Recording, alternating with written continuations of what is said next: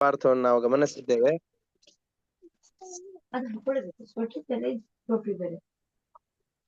18ನೇ ಶ್ಲೋಕದ ಭಾವಾರ್ಥವನ್ನು ಹೇಳ್ತಾ ಇದ್ದೇನೆ. ಇಹ ಮುತ್ರಾಪ್ತ ಸರ್ವೇಷ್ಟೋ ಮೋದತೆ ನಾತ್ರ ಸಂಶಯ ಅಗಮ್ಯ ಮಹಿಮಾ ಲೋಕೆ ರಾಘವೇಂದ್ರೋ ಮಹಾಯಶಃ. ಇತಿ ಕಾಲತ್ರೇ ನಿತ್ಯಂ ಅಲ್ವಾ? ಮುತ್ರಾಪ್ತ ಸರ್ವೇಷ್ಟ ಇತಿ ಕಾಲತ್ರೇ ನಿತ್ಯಂ ಅದಾಗ್ಬೇಕಲ್ವಾ? ಇತಿ ಕಾಲತ್ರೇ ನಿತ್ಯಂ ನಿತ್ಯಂ ಪ್ರಾರ್ಥನಾಂ ಯಃ ಕರೋತಿ ಸಹ ಇಹ ಮುತ್ರಾಪ್ತ ಸರ್ವೇಷ್ಟೋ ಮೋದತೆ ನಾತ್ರ ಸಂಶಯ. ನಾವು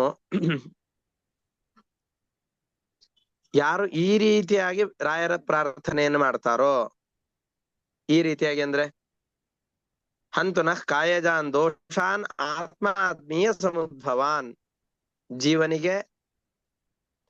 ಜೀವನ ಪುಣ್ಯ ಪಾಪಗಳಿಗೆ ಸಂಬಂಧಪಟ್ಟಂತಹ ಯಾವ ಸುಖ ದುಃಖಗಳಿವೆಯೋ, ಅವುಗಳಿಗೆ ಕಾರಣವಾದಂತಹ ಯಾವ ದೋಷಗಳಿದೆಯೋ ಆ ದೋಷಗಳನ್ನ ರಾಯರು ನಾಶ ಮಾಡ್ಲಿ. ನಮ್ಮ ದುಃಖಕ್ಕೆ ಕಾರಣವಾದಂತಹ ಪಾಪಕರ್ಮಗಳನ್ನು ನಾಶ ಮಾಡ್ಲಿ. ಸರ್ವಾನಪಿ ಪುಮರ್ಥಾಂಶ ದದಾತು, ನಮಗ ಅಪೇಕ್ಷಿತವಾದ ಎಲ್ಲ ಪುರುಷಾರ್ಥಗಳನ್ನು ರಾಯರು ಕೊಡ್ಲಿ ಅಂತ ಈ ರೀತಿಯಾಗಿ ಯಾರು ನಿತ್ಯದಲ್ಲಿಯೂ ರಾಯರ ಪ್ರಾರ್ಥನೆಯನ್ನ ಮಾಡ್ತಾ ಇರ್ತಾರೋ, ನಮ್ಮಲ್ಲಿರುವ ದೋಷಗಳನ್ನ ಪರಿಹಾರ ಮಾಡಿ ಪರಮಾತ್ಮನ ಅನುಗ್ರಹಕ್ಕೆ ಬೇಕಾದಂತಹ ಎಲ್ಲ ಸೌಭಾಗ್ಯಗಳನ್ನ ಕರುಣಿಸಿ ಅಂತ ಯಾವ ವ್ಯಕ್ತಿಗಳು ನಿರಂತರವಾಗಿ ಸ್ತೋತ್ರ ಮಾಡ್ತಾ ಇರ್ತಾರೋ, ಪ್ರಾರ್ಥನೆಯನ್ನ ಸಲ್ಲಿಸ್ತಾ ಇರ್ತಾರೋ, ಅವರು ಇಹ ಅಮುತ್ರ ಆಪ್ತ ಸರ್ವೇಷ್ಟ. ಅವರು ಇಹ ಅಂದ್ರೆ ಇಹಲೋಕದಲ್ಲಿ, ಅಮುತ್ರ ಅಂದ್ರೆ ಪರಲೋಕದಲ್ಲಿಯೂ, ಇಹದಲ್ಲಿಯೂ ಸುಖವಾಗಿದ್ದುಕೊಂಡು ಪರಲೋಕದಲ್ಲಿಯೂ ಕೂಡ ಸುಖವನ್ನು ಅನುಭವಿಸ್ತಾರೆ. ಇಹಲೋಕದಲ್ಲಿಯೂ ಕೂಡ ಆಪ್ತ ಸರ್ವೇಷ್ಟ, ಅವರಿಗೆ ಇಷ್ಟವಾದದ್ದೇನಿದೆಯೋ ಅದನ್ನ ಪಡೀತಾರೆ. ಇಹಲೋಕದಲ್ಲಿ ಇಷ್ಟವಾದಂತಹ ಸುಖ ಸೌಭಾಗ್ಯಾದಿಗಳನ್ನ ಪಡೀತಾರೆ. ಅಮುತ್ರ ಅಂತಂದ್ರೆ ಪರಲೋಕ, ಪರಲೋಕದಲ್ಲಿ ಸುಖವಾಗಿರ್ಲಿಕ್ಕೆ ಬೇಕಾದ ಸಾಧನಗಳನ್ನು ಇಲ್ಲಿ ಮಾಡಿಕೊಳ್ತಾರೆ. ಇದು ಹೇಗೆ ಸಾಧ್ಯ? ಇಹಲೋಕದಲ್ಲಿ ಸುಖಕ್ಕೆ ಸಾಧನವಾದಂತಹದ್ದು ಒಂದು ತೃಪ್ತಿ, ಮತ್ತು ನಮ್ಮ ಸುಖಕ್ಕೆ ಕಾರಣವಾದಂತಹ ಯಥಾಯೋಗ್ಯವಾದ ಭೌತಿಕ ಸಂಪತ್ತುಗಳು. ಭೌತಿಕವಾದ ಸಂಪತ್ತು ಸಿಕ್ಕಿದ್ರಲ್ಲಿ ಅನುಭವಿಸುವ ತೃಪ್ತಿ, ಇವು ಎರಡು ಇಲ್ಲಿ ಸುಖವಾಗಿರ್ಲಿಕ್ಕೆ ಸಾಧ್ಯ. ಆ ಭೌತಿಕ ಸಂಪತ್ತನ್ನು ಕೊಡ್ತಾರೆ, ಅದರಿಂದ ಇಹದಲ್ಲಿ ಸುಖ ಬಂತು. ಅಮುತ್ರ ಅಂದ್ರೆ ಪರಲೋಕದಲ್ಲಿ ಅಂತ. ಪರಲೋಕದಲ್ಲಿ ಸರ್ವೇಷ್ಟ ಆಪ್ತಃ, ಎಲ್ಲ ಸುಖಗಳನ್ನ ಪಡೀತಾರೆ. ಹೇಗೆ ಪಡೀತಾರೆ? ಪರಲೋಕದಲ್ಲಿ ಸುಖದ ಪ್ರಾಪ್ತಿ ಹೇಗೆ ಅಂತಂದ್ರೆ,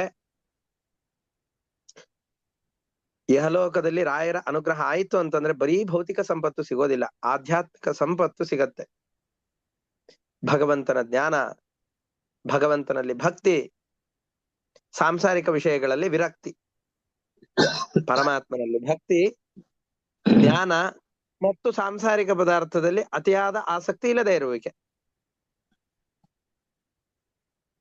ಈ ಇದ್ದು ಇರಬೇಕು ಇದ್ದು ಇಲ್ಲದಿರಬೇಕು ಈ ಸಂಸಾರದಳು ಅಂತ ದಾಸಶ್ರೇಷ್ಠರು ಹೇಳಿದ ಹಾಗೆ, ಇದ್ದು ಇಲ್ಲದೆ ಇರುವಂತಹ ಮೈ ಗುಣಗಳನ್ನ ಬೆಳೆಸ್ತಾರೆ ರಾಯರು.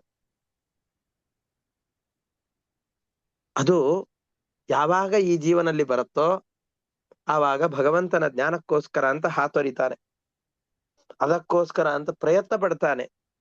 ಪ್ರಯತ್ನ ಪಟ್ಟು ಆ ಪ್ರಯತ್ನದಿಂದಾಗಿ ಆ ಸುಖ ಸೌಭಾಗ್ಯಗಳನ್ನ ಅನುಭವಿಸ್ತಾ ಹೋಗ್ತಾನೆ.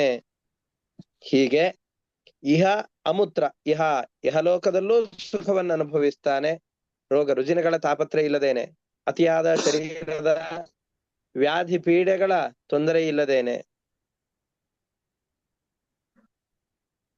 ಅಮೂತ್ರ ಪರಲೋಕದಲ್ಲಿಯೂ ಕೂಡ ಯಮಭಟರ ಅಂಜಿಕೆ ಇಲ್ಲದೇನೆ, ಯಮನ ಶಿಕ್ಷೆಯ ಭಯವಿಲ್ಲದೇನೆ ಇಲ್ಲಿ ಒಳ್ಳೆ ಕರ್ಮಗಳನ್ನ ಮಾಡಿಸಿ ಯಮನ ಅಂಜಿಕೆ ಇಲ್ಲದೆ ಇರುವ ಹಾಗೆ ಮಾಡಿ ಯಮಸದನದಲ್ಲಿಯೇನೆ ಸುಖವಾಗಿರುವ ಹಾಗೆ ಅಥವಾ ಸ್ವರ್ಗಾದಿ ಲೋಕಗಳಲ್ಲಿ ಸುಖವನ್ನು ಅನುಭವಿಸುವ ಹಾಗೆ ಕ್ರಮೇಣ ಮೋಕ್ಷಕ್ಕೆ ಸಾಧನವಾದಂತಹ ಭಕ್ತಿಯನ್ನ ಅದಕ್ಕೆ ಸಾಧನವಾದ ಜ್ಞಾನವನ್ನು ಕೊಡ್ತಾ ನಮ್ಮನ್ನ ಪಾಲಿಸ್ತಾರೆ. ಅದರಿಂದಾಗಿ ಇಹದಲ್ಲೂ ಆಪ್ತ ಸರ್ವೇಷ್ಟ ಅಮುತ್ರ ಆಪ್ತ ಸರ್ವೇಷ್ಟ, ಇಹಲೋಕದಲ್ಲೂ ಸುಖವನ್ನು ಅನುಭವಿಸ್ತಾರೆ, ಅಮುತ್ರ ಪರಲೋಕದಲ್ಲಿಯೂ ಕೂಡ ಎಲ್ಲ ಸುಖಗಳನ್ನ ಅನುಭವಿಸ್ತಾರೆ, ಪಡೆದು ಮೋದತೆ ಸುಖವಾಗಿ ಇರ್ತಾರೆ. ನ ಅತ್ರ ಸಂಶಯ, ಇದರಲ್ಲಿ ಸಂಶಯ ಬೇಡ. ಗುರುಗಳ ಚರಣವನ್ನು ನಂಬಿ ದುಃಖವನ್ನ ಅನುಭವಿಸುವವರು ಯಾರೂ ಇಲ್ಲ. ಹಾಗಾಗಿ ಗುರುಗಳಾದ ರಾಯರ ಬಳಿಯಲ್ಲಿ ಪ್ರತಿನಿತ್ಯದಲ್ಲಿ ಪ್ರಾರ್ಥನೆ ಮಾಡಿಕೊಳ್ಬೇಕು. ನಮ್ಮ ಮನಸ್ಸಿನಲ್ಲಿ ಅಡಗಿರುವಂತಹ ಗಾಢವಾದ ಕತ್ತಲಿನಂತಿರುವಂತಹ ದೋಷಗಳನ್ನ ಪರಿಹಾರ ಮಾಡ್ರಿ. ನಮ್ಮ ಸಾಧನೆಗೆ ಕಾರಣವಾದಂತಹ ಸಂಪತ್ತುಗಳನ್ನು ಕೊಡ್ರಿ. ನಮ್ಮ ಕಡೆಯಿಂದ ಸಾಧನೆಗಳನ್ನ ಮಾಡಿಸಿ ಭಗವಂತನ ಭಕ್ತಿಯು ಅಭಿವೃದ್ಧಿ ಆಗುವ ಹಾಗೆ ಮಾಡಿ ಅಂತ ರಾಯರಲ್ಲಿ ನಾವು ಪ್ರಾರ್ಥನೆಯನ್ನು ಮಾಡಬೇಕು. ಈ ರೀತಿಯಾಗಿ ಮಾಡಿದಾಗ ಈ ರೀತಿಯಾಗಿ ಕಾಲತ್ರಯೇ ಮೂರೂ ಕಾಲದಲ್ಲೂ ಯಹ ಪ್ರಾರ್ಥನಾಂ ನಿತ್ಯಂ ಕರೋತಿ, ಪ್ರತಿನಿತ್ಯದಲ್ಲಿ ಯಾರು ರಾಯರ ಸ್ತೋತ್ರವನ್ನ ಪ್ರಾರ್ಥನೆಯನ್ನು ಯಾರು ಈ ರೀತಿಯಾಗಿ ಮಾಡ್ತಾರೋ ಅವರು ಇಹ ಅಮುತ್ರ, ಇಹ ಈ ಲೋಕದಲ್ಲಿ, ಅಮುತ್ರ ಪರಲೋಕದಲ್ಲಿ ಆಪ್ತ ಸರ್ವೇಷ್ಟ ಎಲ್ಲ ಇಷ್ಟಗಳನ್ನ ಪಡೆದವರಾಗಿ ಮೋದತೆ ಸುಖವಾಗಿ ಇರ್ತಾರೆ. ನ ಅತ್ರ ಸಂಶಯ, ಇದಕ್ಕೆ ಸಂಶಯ ಬೇಡ ಅಂತ ಈ ಶ್ಲೋಕದಲ್ಲಿ ಹೇಳ್ತಾ ಇದ್ದಾರೆ. ಇತಿ ಕಾಲತ್ರಯೇ ನಿತ್ಯಂ ಪ್ರಾರ್ಥನಾಂ ಯಃ ಕರೋತಿ ಸಹ ಇಹ ಮುತ್ರಾಪ್ತ ಸರ್ವೇಷ್ಟ ಮೋದತೆ ನಾತ್ರ ಸಂಶಯ ಅಂತ ಇದು ಒಟ್ಟಾರೆ ಈ ಶ್ಲೋಕದ ಭಾವಾರ್ಥ. ಇದರಲ್ಲಿ ಏನಾದರೂ ಸಂಶಯಗಳಿತ್ತು ಅಂದ್ರೆ ಕೇಳಬಹುದು, ಅವಕಾಶ ಇದೆ. ಹರಯೇ ನಮಃ. ಶ್ರೀಕೃಷ್ಣಾರ್ಪಣಮಸ್ತು.